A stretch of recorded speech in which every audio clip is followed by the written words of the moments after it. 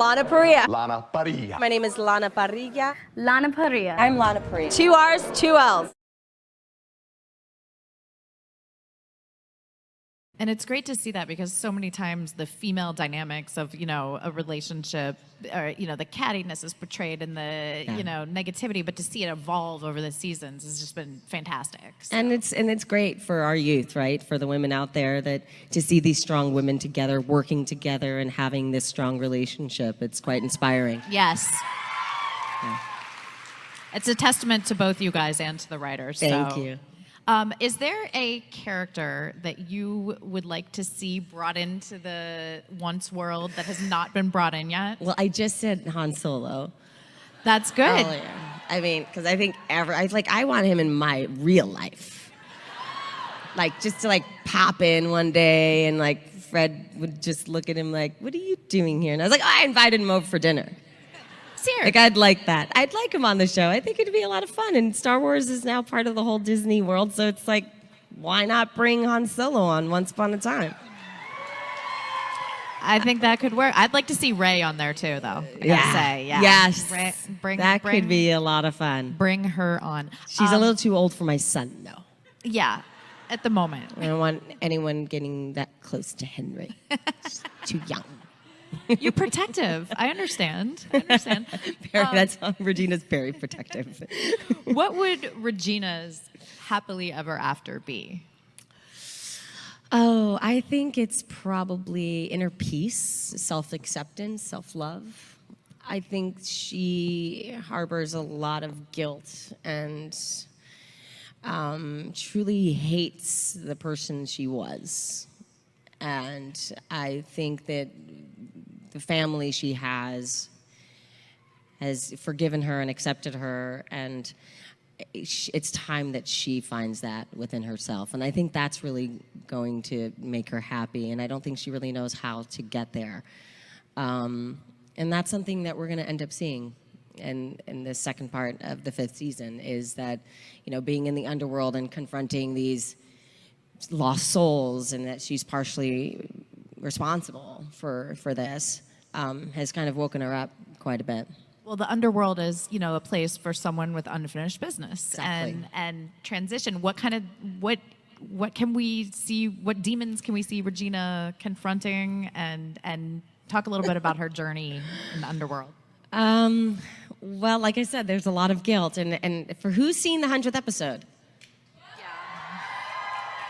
All right, I want to see hands, because there's a lot of hands that haven't seen it, so I don't want to spoil this episode for a lot of you, and I'm sorry that I'm going to.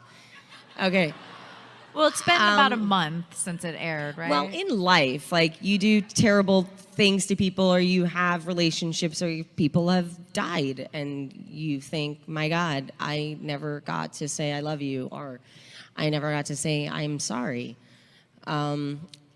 The underworld is a place where Regina has the opportunity to do so to people that she's killed, people that she's betrayed and hurt, and I think that's really great for her. That kind of puts her on this different spiritual path of making amends with people that she never thought she'd had the opportunity to do, and so that kind of opens the door where she starts really seeing her past, her decisions, her choices, and kind of having a lot of regret. And so what is she going to do with that?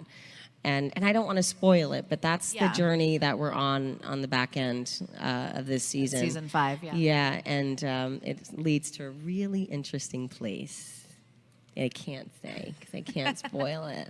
We don't want you to tell us. I don't like spoilers. Yeah, I mean, that's part of the excitement. And yeah. Sometimes, there's frustration with the secrecy around a show, but that's what makes it special for the fans. I've never been the person to read the last page in a book in case I die in a plane crash or something. I want to know the ending. I've always liked to the journey. I like the journey. Yeah. And even on the show, I don't ask what's going to happen or where's my character going. I like to go through the experience with her. And that's the great thing about doing 5 seasons of a show versus one movie or something like that, is you have the chance to go so deep into the character that you are just living and evolving as you would be in your own life, or Yeah. there's a lot of parallels there. So we have the underworld, we have all these different levels. Have you ever gotten a script, especially maybe in the beginning of season 1, season 2, where you're just like, what is this? Yes, I would say when Zelina turned into Marion, or Marion turned into Zelina. Wait, that was very confusing. And then all of a sudden, now my sister is my boyfriend's lover / baby's mama. It was a little awkward. Yeah, that was shocking. I was quite shocked. Were many of you? And did you call? It was like, wait, Rebecca was funny. She's like, if I have to wear another Maid Marian costume. I think she was really excited to get out of those clothes and into her Zelina outfits. And in that same vein, have you ever pitched a storyline, to the writers? Oh my gosh, no.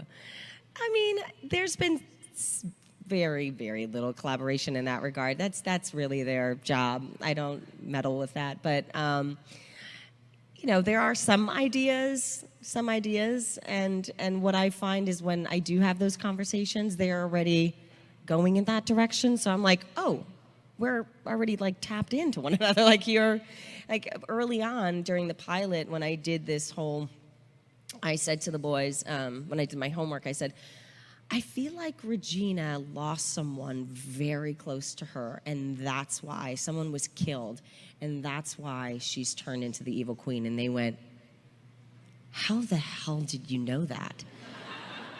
And I said, I had a dream about it. And they said, because I did a dream assignment, I wanted to know more about the character, so I asked my subconscious, and this is what came to me, and they said, this is so crazy. This is exactly, we're going there, but not for like another 17 episodes. Oh, well, great. Well, awesome. It's feeding my performance, so I can't wait to read the episode. And that was episode 18, and that's when we learned about Daniel. That's amazing. So how do you, when you're playing such a, intense character, for lack of a better term, how do you leave the set and relax for the day? What's your process? What are you passionate about in your own life that gives you inspiration? Okay, so that's a two-part question. The first part, I'm the last one to leave set, pretty much all the time. Transpo guys are like, Lana, we've locked up every trailer but yours. I'm like, okay. I like to decompress before I go home. I go home to a large family and a lot of energy and a lot of boys running around, friends and friends and friends. So I like to decompress after work, take off the hair, the makeup, and just kind of go through fan mail and respond. And then I have like a 30-minute drive ahead of me. So I listen to music, make some phone calls, and that really helps. And then by the time I get home, I'm ready to party with the de Blasios.